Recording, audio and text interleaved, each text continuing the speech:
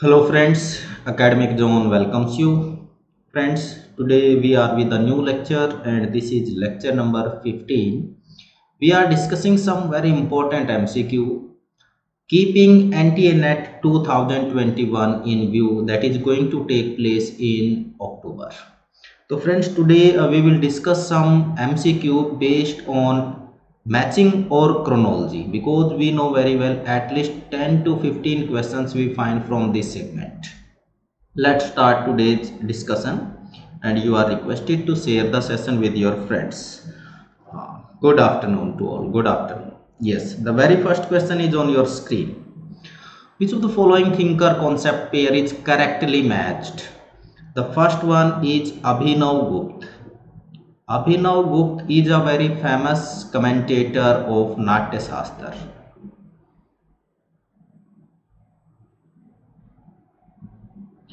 And the commentary is known as Abhinav Bharati. Abhinav Bharati. Dhawnilok. Dhawnilok is a concept of Anand Vardhan. Anand Vardhan. So it means it is incorrect matching. Vaman, another critic. And if we talk about Vaman, so we find Kavya Alankar Sutra. He wrote Kavya Alankar Sutra. Mammat Kavya Prakash. Yes, it is correctly matched. Mammat's Kavya Prakash is important. And Vakrokti. Vakrokti is a concept given by Kuntak, not by Bharat. And Bharat's important text is Natya Shastra, as I mentioned in the very first. So it means option number C is the correct answer. Abhinav Gupta is known for his work Abhinav Bharati. Dhawnilok is a concept of Anand Vardhan. Vaman wrote Kavya Alankar Sutra, not Kavya Alankar. There are two works. One is Kavya Alankar Prakash as well as Kavya Alankar Sutra. So Kavya Alankar Sutra written by Vaman and Mammat's Kavya Prakash, that is absolutely correct here. And Vakrokti is a concept given by Kuntak, another important scholar of ancient India. Let's move to the next question. So this is the question based on the chronology. We are to mention these schools as per their chronology. If we talk about structuralism, so structuralism basically propounded by Ferdinand de Saussure. He was a Swiss linguist. And if we talk about the, you can say, flourishment of structuralism, so we can mention 1950s. And after structuralism, the post-structuralism came into existence, and in post-structuralism, the philosophy of deconstruction is important. So we can mention deconstruction 1970s, and then reader response theory almost 1970s, and new historicism, it is you can say the modern concept, and it started in 1980s and 90s. 1980s you can mention. So it means that very first option number A is the correct answer, because here new historicism that must be at the end, here it is at the initial position. ये हो नहीं सकता. Deconstruction से पहले, मतलब structuralism से पहले deconstruction आ जाए, not possible. Reader response theory, no. तो option number A is the correct answer. Let's move to the next question. The repetition of this question, I think. Yes. The relationship between Othello and Iago.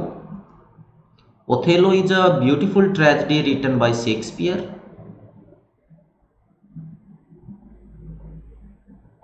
Where we find Iago is there, and the wife of Othello is Desdemona.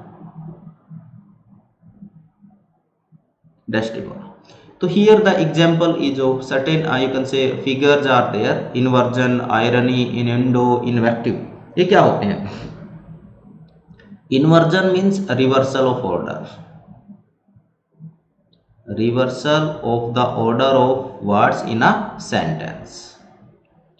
So it is inversion. Irony, you know very well, when we are expecting something but the outcome is totally opposite to it. It is known as irony.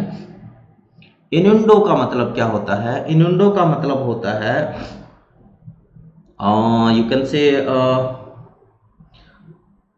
when we are using certain phrases which seems common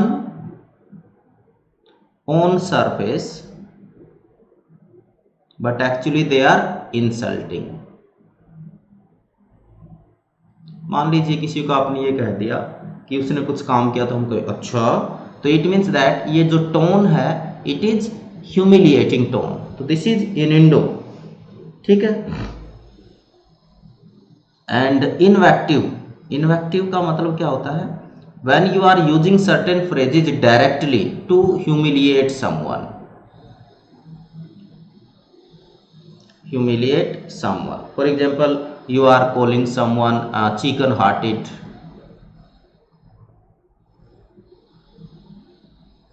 chicken hearted. तो यहाँ पर जो Othello और यागो का जो है वो इसी तरीके का है, इन्वेक्टिव है, ठीक है। तो Iago is having jealousy towards Othello और वो उसकी तरक्की से खुश नहीं है, डेस्टिमोना से उसकी शादी हो गई, इससे भी खुश नहीं है। तो we find this relationship there, Iago is trying to humiliate, insult Othello. So option number D is the correct answer. A metrical foot consisting of an unstressed syllable followed by a stressed syllable is known as, ये मैं पहले भी आपको कई बार बता चुका हूँ, बहुत ज़्यादा इंपॉर्टेंट है। You are to keep these points in view. तो we know very well कि if there is EM, in EM we find a unstressed syllable followed by a stressed syllable. ये क्रॉस का मतलब अनस्ट्रेस्ड है, टिक का मतलब stressed है, ये कॉम्बिनेशन होता है iambic. Second one is anapest, तो where two unstressed syllables are followed by a stressed one, it is known as anapest. If we talk about trochaic, then it is in reversal order. One stressed syllable is followed by one unstressed syllable, and if it is, you can say, dactyl, then we find one stressed syllable followed by two unstressed syllable, it is dactyl. मैं सिर्फ यहाँ पर एक की बात नहीं कर रहा हूँ, मैंने चारों ही एक्सप्लेन कर दी है। और क्या आता है क्वेश्चन यहां से? Monometer, monometer means where only one syllable is there. Dimeter means where two syllables are there. Trimeter where three syllable are there. Tetra, four, पेंटा,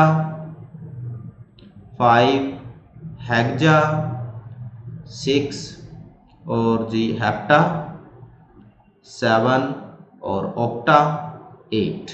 ये भी क्वेश्चन नेट में कई बार पूछा जाता है कि how many syllables are there in hexameter, तो you will mention 6 syllables, heptameter 7 meter. तो ये दोनों ही टेबल आप याद कर लीजिए, at least one question you are going to find in your coming exam. So it means that if we talk about two metrical foot consisting unstressed syllable followed by stressed syllable, तो ये हो गया iambic. Option number C is the correct answer. C. 4 feet comprising a monosyllable, trochee, dactylic and first person is called. तो it means that कि what we are finding here, there is a mixing. ठीक है, mix हो गया है, monosyllable भी है, ट्रोकी भी है, डैक्टिल भी है। तो when such kind of the situation is there we find sprung rhythm. वहां क्या होता है? Sprung rhythm. Sprung rhythm coined by G.M. Hopkins. Whose concept it is? G.M. Hopkins concept it is. J.M. Hopkins. Along with it, he propounded Inkscape also. It is also a concept given by J.M. Hopkins. J.M. Hopkins, sprung rhythm, Inkscape, ये सारे concept उन्हीं के हैं. Running rhythm, जब एक rhythm में चीजें चल रही है उसी तरीके से. Blank verse, metre is there but rhyme is not there. Rhymed verse where metre as well as rhyme both are there.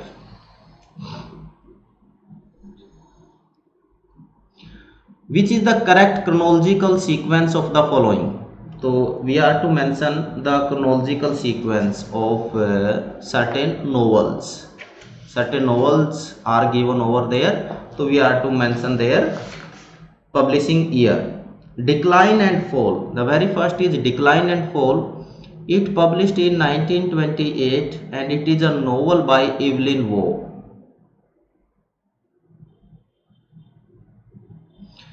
The Time Machine. The Time Machine is a work published in 1895 written by H.G. Wells.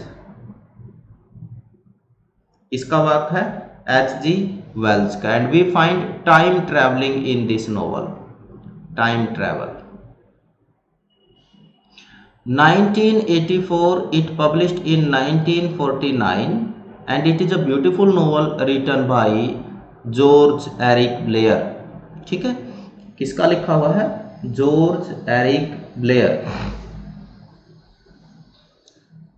जिसको हम George Orwell बोलते हैं. George Orwell. Brave New World. Brave New World is written by Aldous Huxley. It is a dystopian novel. Dystopian novel. 1984 is also a dystopian novel and it published in 1932. तो सबसे पहले क्या आना चाहिए? Time machine आना चाहिए, और time machine सिर्फ एक में ही है, तो it means option number D is the correct answer. ज़्यादा सोचने की जरूरत नहीं. तो we have mentioned publishing year, all the novels along with their authors. तो again there is a chronological sequence. The first play is Justice. These are 4 plays. Justice. If you talk about Justice, Justice is a play by John Galsworthy and the play published in 1910. ठीक है जी. The Family Reunion. The Family Reunion is a play by T.S. Eliot, published in 1938, written by T.S. Eliot. St. John, it is a play by George Bernard Shaw, based on a woman soldier, or you can say military legend of 12th century. And the play published in ये publish कब होता है यदि हम इसकी बात करें तो जॉर्ज बर्नार्ड शॉ का 1923. The Playboy of the Western World, another important and very popular play it is, and it is written by J.M. Sinch.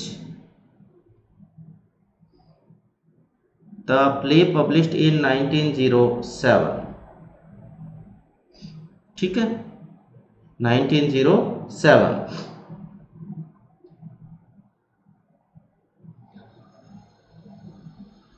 तो आप देख लीजिए अब सबसे पहले क्या आएगा. 1910, हाँ यही आना चाहिए, J.M. Sinch. Again option number D is the correct answer. Option number D is the correct answer. Which of the following arrangements of American plays? So there are 4 American plays. The first one is Morning Becomes Electra. So it is written by Eugene O'Neill. ठीक है, the play published in 1932, the play published इन 1932, ठीक है। चलिए, और इसमें ना जो important character है वो लाविना है, काफ़ी इम्पोर्टेंट है, तो वो आपको देख लेना है। सेकेंड वन इज द हेरिए, हेरिए the play, it published in 1922, 1922 a very productive year if we talk about English literature, हेरियप, यूलिसिस, ठीक है ना, और जेम्स जॉइस का यूलिसिस हो गया, वेस्टलैंड हो गया टी एस एलियट का, तो काफ़ी इंपॉर्टेंट वर्क्स इस ईयर में पब्लिश होते हैं 1922 की यदि बात की जाए तो हेरियप जो है it is very popular play published in 1922 and we find very important character like Mildred, Harriet who is known as Yank, ठीक है। और इसमें एक और important कैरेक्टर है, पैडी है, लॉन्ग है, and it is an expressionist play, expressionist play it is। Death of a Salesman, Death of a Salesman, it published in 1949, the play written by Arthur Miller, Arthur Miller। The play tells us about American dream, where Willie Loman, his wife Linda, his sons Biff and Happy, ये character है। चलिए, A street car named Desire, A street car named Desire, another important play by American author, Street car named Desire, ये Williams का play है and it published in 1947। और street car name Dzire में ब्लैंचे appears, ब्लैंचे, Stanley, ठीक है, ये character है। तो इट पब्लिश्ड इन 1947। तो इन दिस वे 1922, 49, 32, 22 हेरिए पाना चाहिए पहले नंबर पे। Option number D is the correct answer. Again option number D is the correct answer. There are certain important elegies, elegies हैं। If we talk about in memoriam, it is a very beautiful elegy written by Tennyson, and it published in 1849। Lycidas in memoriam Tennyson का लिखा हुआ है, और साथ में ये भी देखें कि it was written on the death of Arthur Henry Hallam, AHH, ठीक है। Lycidas another important elegy written by Milton in 1637, and यहाँ जो है वो किसकी डेथ के ऊपर है, Edward Young. An elegy written on a country churchyard, it is written by Thomas Gray,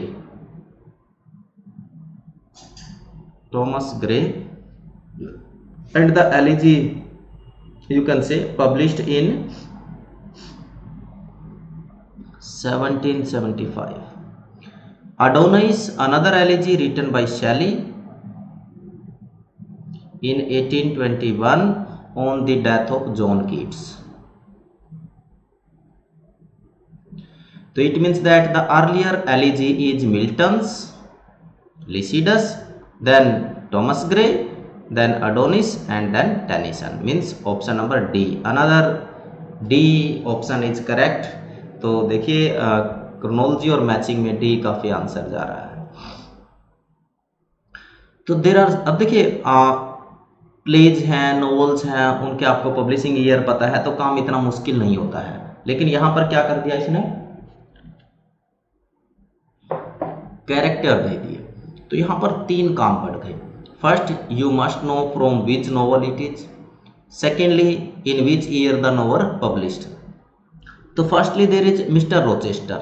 mister Rochester is a famous character in the novel Jane Eyre. Jane Eyre written by Charlotte Bronte and it published in 1847. चलो clear हुआ ये तो. David Copperfield, the novel written by Charles Dickens.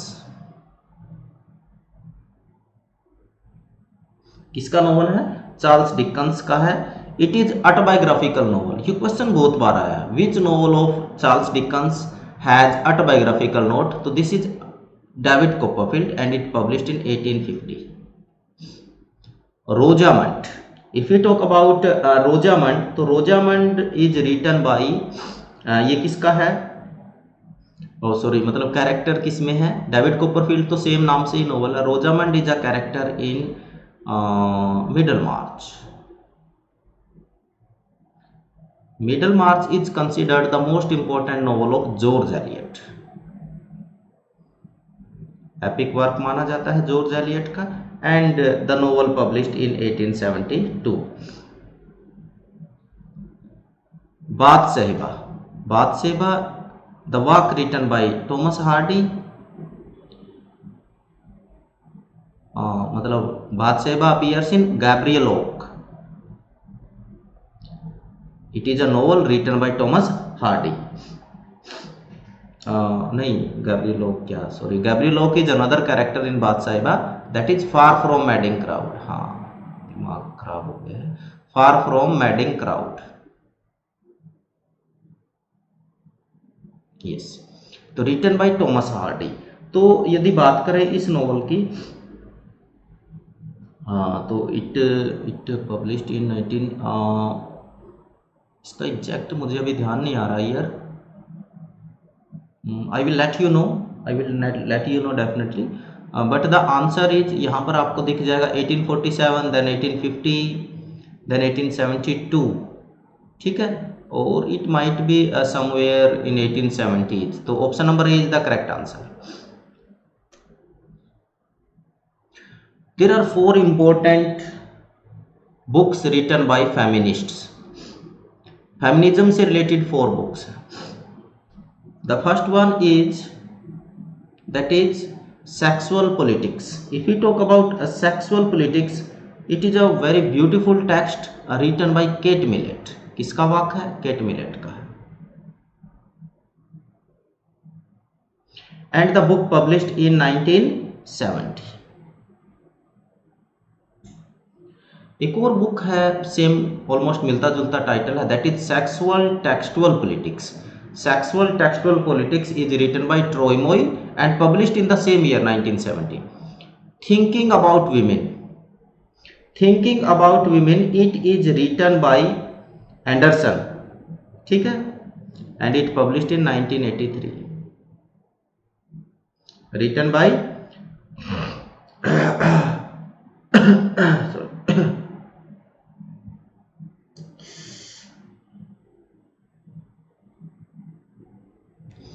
Margaret Anderson.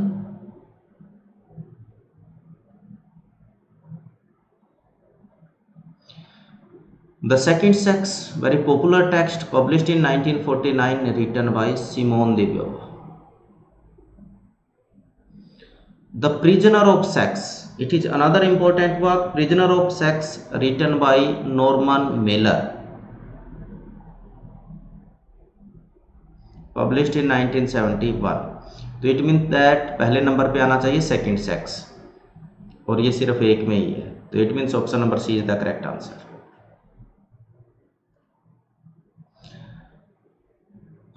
Again there is a question of chronology. Lucy Hutchinson's memoir of the life of colonel. ठीक है, Milton's Paradise lost. अब देखिए, इनमें से 2-3 तो ऐसे इतने आसान इसने दे दिए हैं कि कोई भी बता देगा. अब यदि आप लूसी हचिनसन की बात करोगे, तो it is a very modern text published in 2010. ठीक है, लूसी हचिनसन का है. If you talk about Milton's Paradise Lost, first it published in 1667, then 1674. John Bunyan's Pilgrim progress, it is a very popular, you can say allegory. तो Pilgrim progress published in another important work 1678. Dryden's hind and the panther, hind and the panther John Dryden का famous work है। ठीक है, तो हमारा जो answer है, answer बन रहा आपका, कहाँ गया, शुरू में आएगा मिल्टन्स पैराडाइज लोस्ट, फिर आ जाएगा आपका जो Bunyan's Pilgrim progress, Dryden's hind and the panther and Hutchinson's memoir. Hutchinson's memoir will be at last position. It is quite clear because it is a modern text. So option number C is the correct answer. We have to find the matching pair. All the four novels, नहीं, Edward II is a play by Marlowe. Genocrat is a character from Tamburlaine. The play written by Marlowe, but Genocrat appears in Tamburlaine, तो पहला तो answer हो नहीं सकता. The Jew of Malta, Babus. Yes, Babus himself is Jew of Malta. ये भी question आया, who is Jew of Malta? Babus is Jew of Malta, and the name of the play Jew of Malta, written by Marlowe. The Spanish Tragedy. The Spanish Tragedy written by Thomas Kyd and Horatio appear in the play. ये यहाँ पर गड़बड़ है कि दो ऐसे वाक उन्होंने दे दिए जो मैच हो रहे हैं, तो इट मीन्स ये प्रिंटिंग मिस्टेक हो सकती है. गैवेस्टन कैरेक्टर जो है, he appears in Edward second. ठीक है, तो ये दोनों ही सही है, बी एंड सी.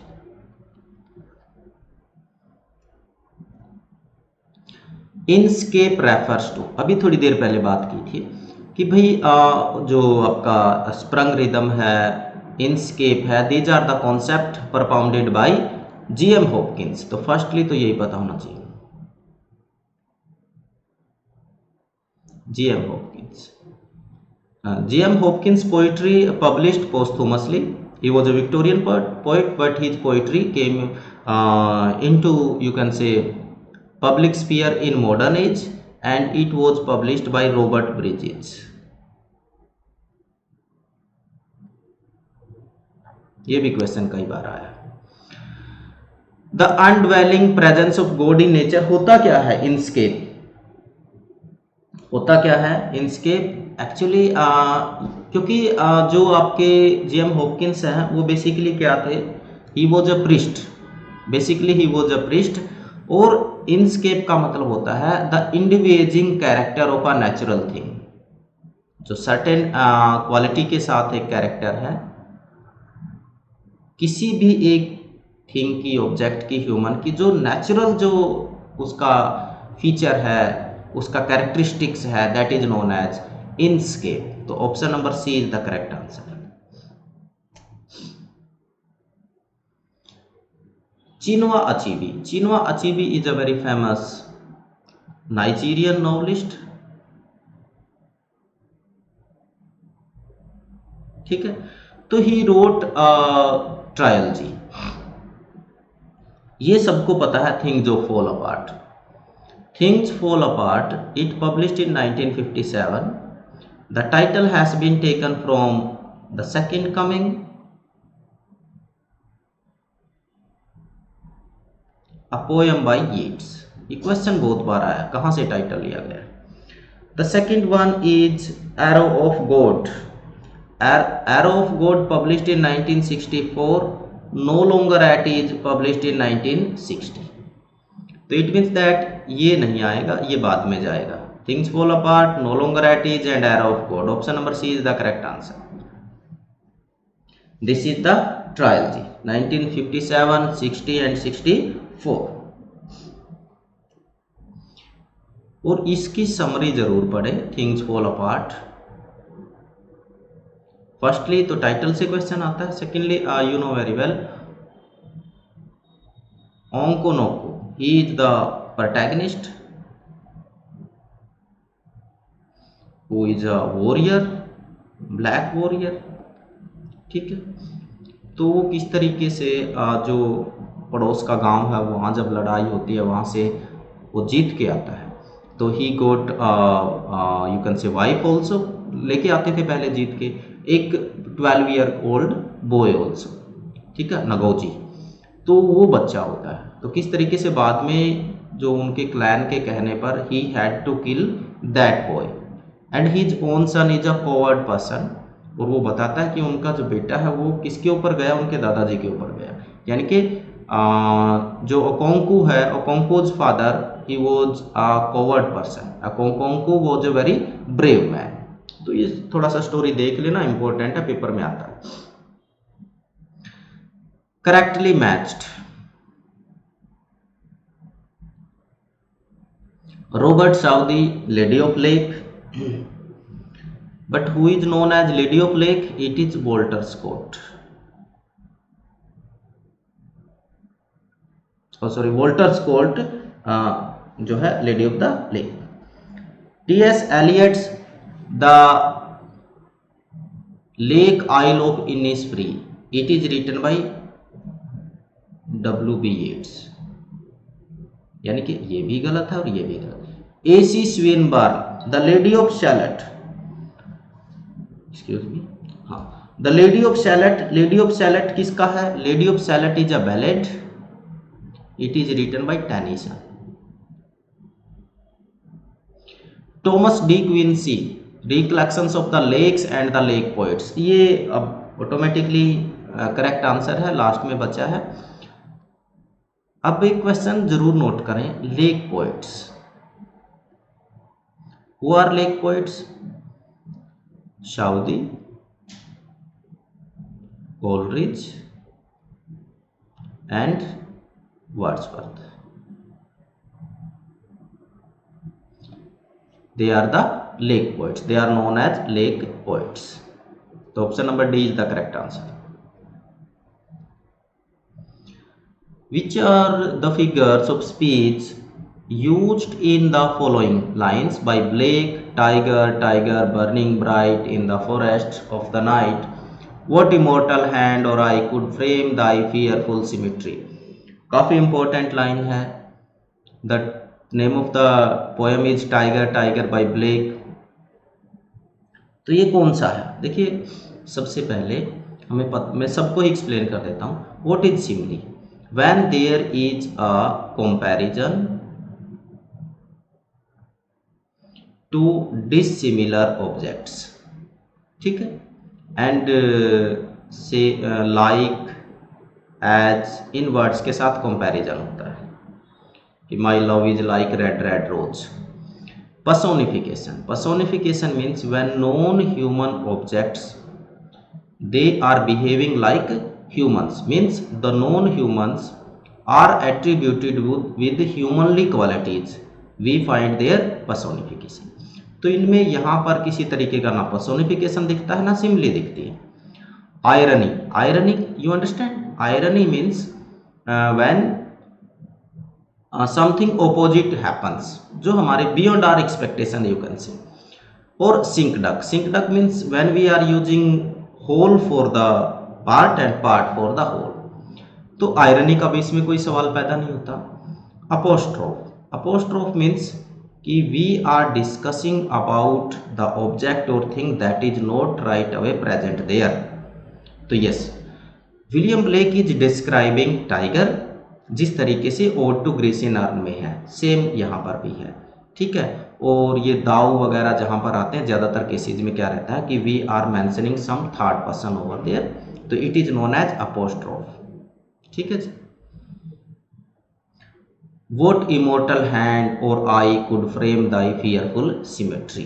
तो here sink duck is there, तो दोनों ही सही है इसमें तो, ठीक है। Option number C is the correct answer, option number C is the correct answer, absolutely correct. हाँ, शेक्सपियर के प्लेज को लगाना क्रोनोलॉजिकल ऑर्डर में इतना आसान काम नहीं है। Publishing year is not certain, ऐसा माना जाता है 1597 में होगा, 98 में होगा, but still we have certain years which have been recognized or recommended, appreciated by the scholars. If you talk about,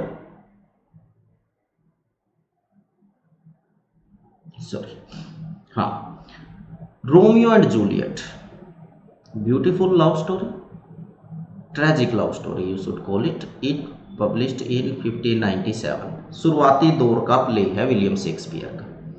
Richard second ऐसा माना जाता है, कहीं ये लिखा गया होगा 1595-6 में।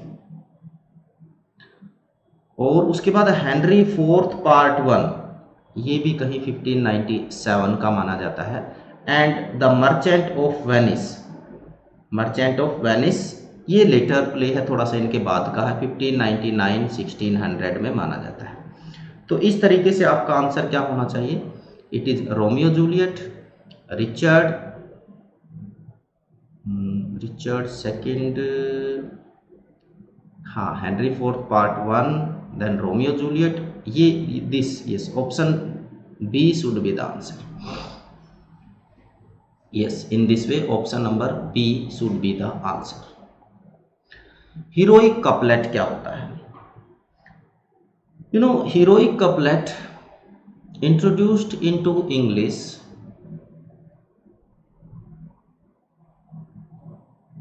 by Geoffrey Chaucer. By Chaucer. किस वाक में? The Legend of Good Women. The Legend of Good Women. In this poem, Geoffrey Chaucer introduced the concept of heroic couplet. Heroic couplet means where a couplet written in iambic pentameter with rhyming line, it is known as heroic couplet. rhyming iambic pentameter line, बिल्कुल सही, पहले ही option जो है वो सही गया है। It was mainly used in neoclassical age by Pope, Dryden and all these poets. Heroic quatrain, हमने अभी बात की थी हीरोइक कपलेट की, तो इट इज हीरोइक क्वाट्रेन। अब couplet means two, where two lines are there, बात तो वही रहेगी अम्बिक जो है उसमें, अब जो है 2 से 4 हो गया है, तो इट मीन्स दैट कि now we are talking about 4 lines. Quatrain 4 lines written in iambic pentameter. Iambic pentameter, meter iambic ही रहेगा, और अब लाइन जो वो 4 हो गई है, 4 लाइन स्टैंजा इट इज। तो option number C is the correct answer. Internal rhyme, देखिए क्या होता है, मेनली राइम जो होती है एंड राइम होती है, but when the rhyming is taking place in between, बीच में कहीं राइमिंग यदि हो रही है तो it is known as internal rhyme. जैसे all lines of a poem ending with the same line pattern, ये तो बात नहीं बन रही, इसमें तो होगा नहीं, वो तो प्रॉपर राइम होती है। Rhyming of 2 or more words in the same line of poetry, हाँ जब 2 या 2 से ज्यादा वर्ड्स आपस में बीच में कहीं मैच कर रहे हैं तो it is known as internal rhyme. Inter means अंदर, लाइन के अंदर, नॉट एंड। तो C is the correct answer. Which of the following author book pair is correctly match? Hard Time is a novel written by Charles Dickens. The novel published in 1954 and it tells us about the education system of Victorian age, or you can say it is a utilitarian novel. Utilitarian novel. And we know very well Tom is there, Luja, Grant Gee, ठीक है ना, grand grind, बाउंडरबी और भैया CC ज्यूब, ठीक है, ये character आते हैं। तो जॉर्ज एलियट का नहीं है, it is not the correct match.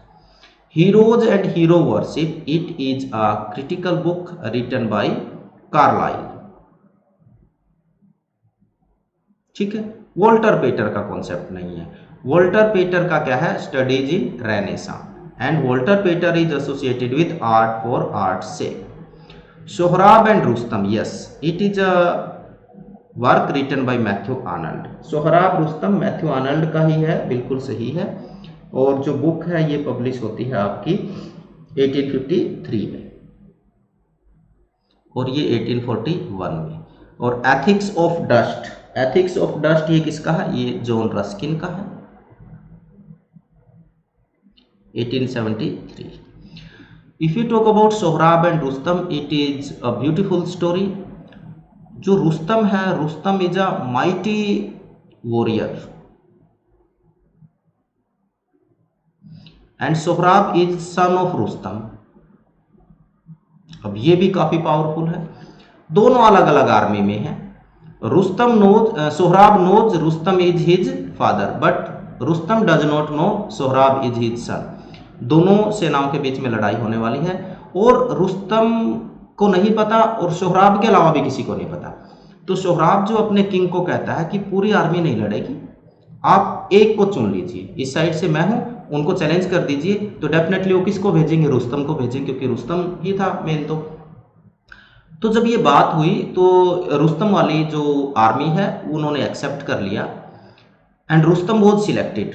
हालांकि रुस्तम कहता है कि जो अपोजिशन है there is a young man, तो हमारे साइड से भी कोई यंग मैन चूज कर लीजिए। बट आफ्टर ऑल फिर रुस्तम को जो है थोड़ा सा इंस्टिगेट किया जाता है, तुम डर रहे हो, ये है वो है, और आखिरकार रुस्तम उसको कहता कि ओके भाई ठीक है मैं जाता हूँ।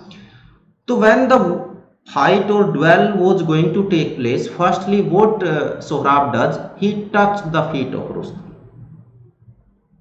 और जब वो आपस में लड़ रहे होते हैं, लड़ते लड़ते सोहराब बताता है रुस्तम को कि आई एम योर सन, और तब तक जो है रुस्तम उनको जो है पेनिट्रेट कर चुका था अपनी स्वॉर्ड से।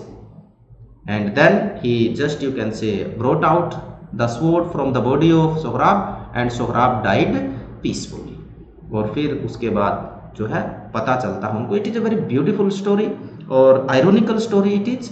तो it is written by Matthew Arnold. तो option number C is the correct answer. Bhabani Bhattacharya. तो भवानी भट्टाचार्य का जो वर्क है वो all about H Hatter, no, all about H Hatter is written by G V Desani. ठीक है, कैनेडियन फिगर है। Cry the peacock is written by Anita Desai. Nayantara Sahgal is known for storm in Chandigarh. Bhagwan Das Gidwani a bend in Ganges, no, a bend in Ganges is written by Manohar मेलगांवकर।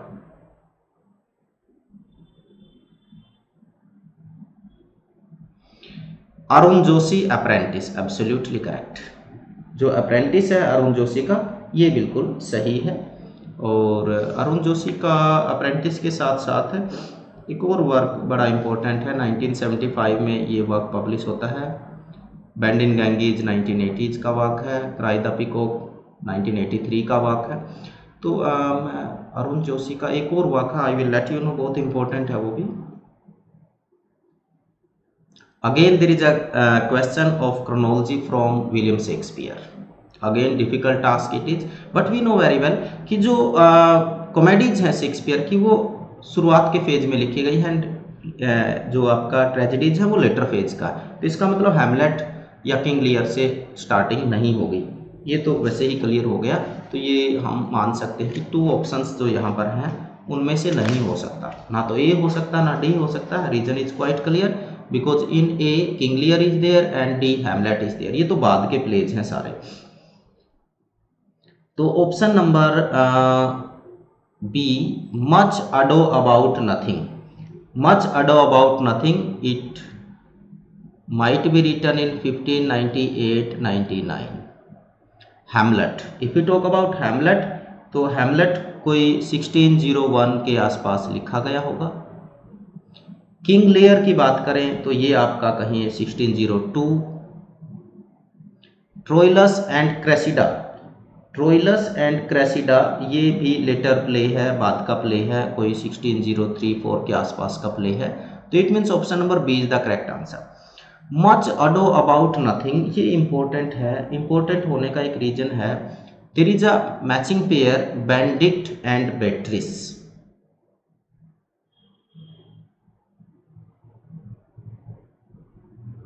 ये बहुत बार आता है कि ये किस प्ले में ये कैरेक्टर अपीयर होते हैं। तो मच अडो अबाउट नथिंग बहुत बार ये क्वेश्चन पूछा जाता है, that's why it is important. तो बायरन इज देयर, शैली, कीट्स, वॉल्टर स्कॉट, हमने क्या करना है, तो बायरन पहले ले लेते हैं। Byron was born in 1788 and died in 1824। just you can say 37 year. Second number, Sally. All are romantic poets. Sally born in 1792 and died in 1822. ये इनसे भी छोटे, just 30 years. Keats 1795 died in 1821. ये इनसे भी छोटे, just 25 years.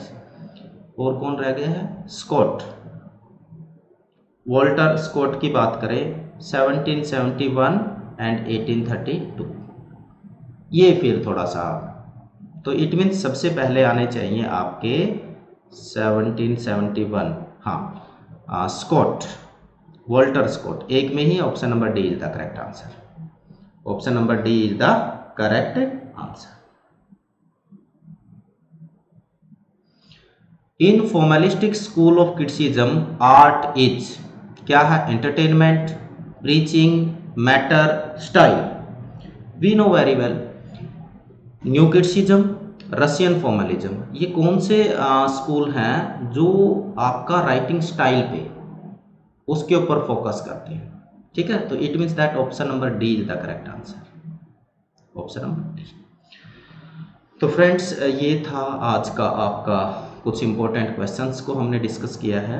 सारे question chronology और मैचिंग से रिलेटेड थे. इस तरीके के करीबन 12 to 15 क्वेश्चन आने हैं, पक्का आएंगे. तो if you want to join us, you can join by downloading Academic Zone app. You can purchase the book also, a comprehensive course